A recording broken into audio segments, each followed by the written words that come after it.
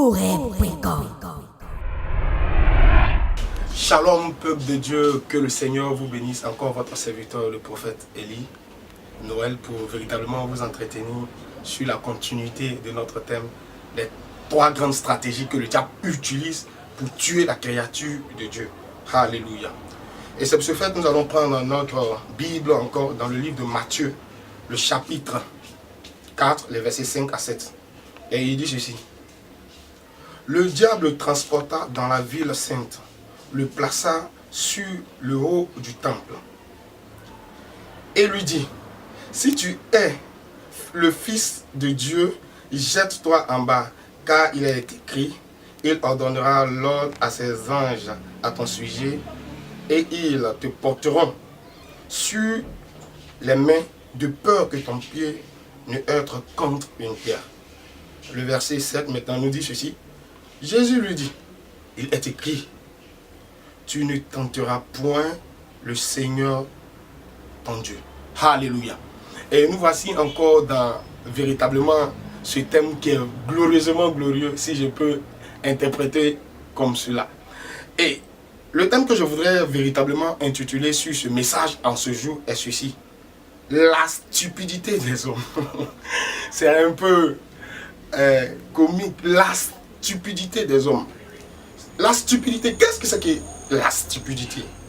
Nous allons aller dans le dictionnaire selon la définition de la stupidité. En tout cas, la stupidité, c'est un caractère d'une personne qui manque d'intelligence. Un idiot. Ça, c'est le dictionnaire qui nous donne de telles définitions. Et je peux dire donc que la définition est véritablement très juste. Quand nous lisons ce texte, la Bible nous déclare que le diable transporta Jésus sur les yeux élevés du temple et lui dit, jette-toi du haut du toit. Et il est écrit à ton sujet que les anges te porteront sur les mains. Mais laisse-moi te dire, frère et soeur, toi tu suis véritablement cette vidéo. Pose-toi une question. Pourquoi être si stupide? Même si Jésus voit rien, mais il ne connaît rien. Il ne peut pas se mettre sur le haut du toit et se jeter en bas, même s'il est écrit. Et c'est la raison pour laquelle je veux t'interpeller sur le deuxième aspect que le diable utilise encore pour tenir captif la créature de Dieu.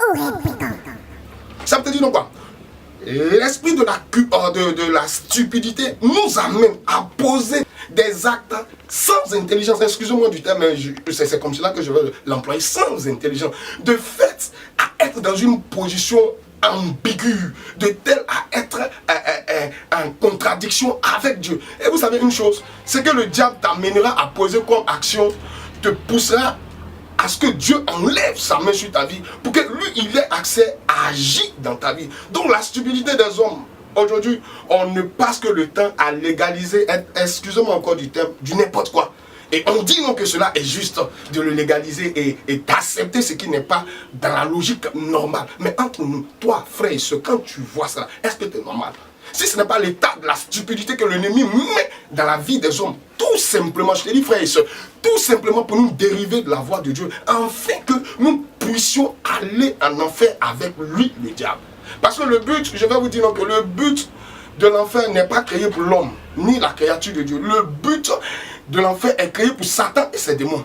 Mais toute personne qui aurait accepté ce que Satan lui aurait offert, le suivra dans cet enfer-là. Parce que c'est là que sera le jugement des personnes qui n'auront pas à marcher selon les prescriptions de Dieu ou selon la loi de l'Éternel. Donc, dans le plan divin de Dieu, l'enfer n'est pas fait pour les hommes.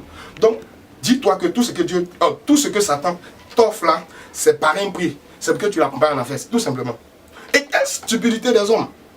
Aujourd'hui, une nation se lève contre une autre, tout simplement parce qu'elle semble être la plus forte et dominatrice des autres. Tout simplement. Mais comment pouvez-vous comprendre que dans ces différentes nations, il y a des vies, il y a des femmes, il y a des enfants, il y a des adolescents, il y a des vies humaines? Parce qu'aucune créature n'est au-dessus de l'autre. Parce que Dieu nous a fait égaux et nous sommes au même niveau. Que de la même manière que tu considères ta vie, tu considères ta famille, d'autres aussi considèrent les vies, considèrent les familles, considèrent les patries. Donc de tel, quand le diable met la stupidité dans la vie des personnes pour agir de tel, le peuple souffre, le peuple est dans l'amertume. Et c'est la raison pour laquelle cette stupidité, tant que cette stupidité n'est pas ôtée, il te serait difficile, 3 fois difficile, de voir la visibilité, de voir ce que Dieu est amené à accorder sur notre différente vie.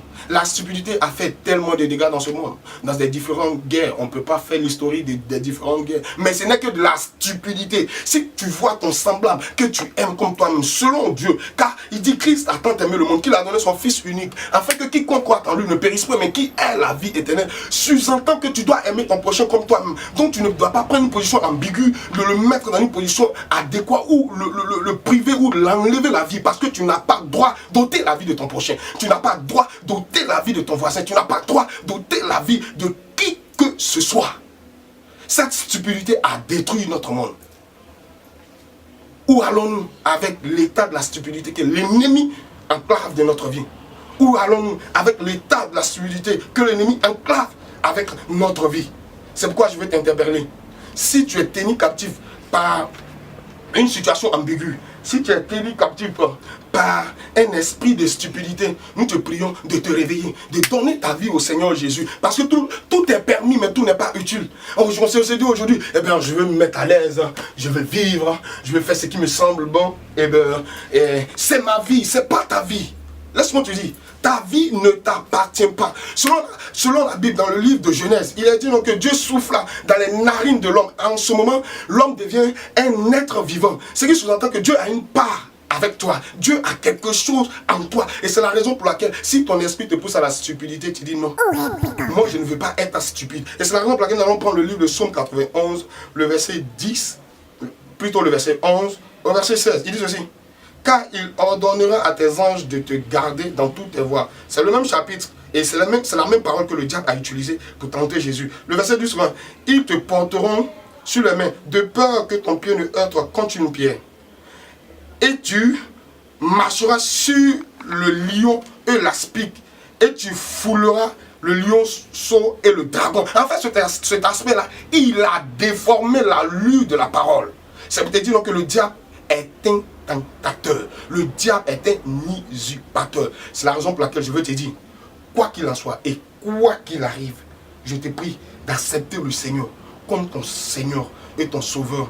Et que l'état de la stupidité s'en ira très loin de toi. Quoi qu'il en soit, demeurons fidèles et restons fidèles à Jésus-Christ. Que le Seigneur vous bénisse. Shalom.